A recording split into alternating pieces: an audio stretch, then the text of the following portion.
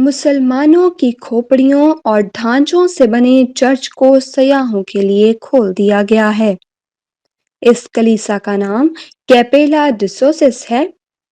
ये पुर्तगाल के शहर इवारा में है।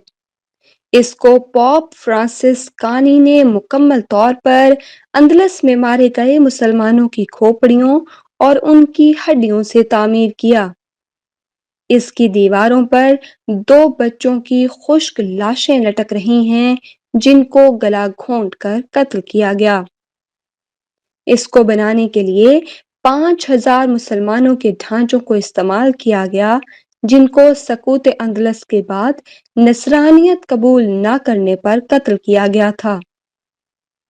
इस चर्च को अब सयाहों के लिए खास इस वक्त पर इसलिए खोला गया है ताकि मुसलमानों को नफ्सियाती तौर पर खौफजदा करके के मुसलमान ममालिक पाकिस्तान, तुर्की, मलेशिया, कतर, ईरान, मुत्तहिदा अरब अमारात और सऊदी अरब पर मुश्तमिल इस्लामी ब्लॉक के बनने को रोका जा सके।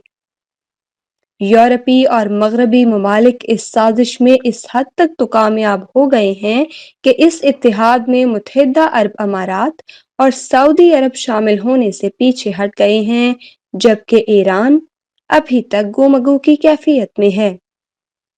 रूस भी तुर्की के बढ़ते हुए असर रसूख को पसंद नहीं कर रहा। मुसलमानों, इस चर्च को देखकर ही सबक हासिल करो।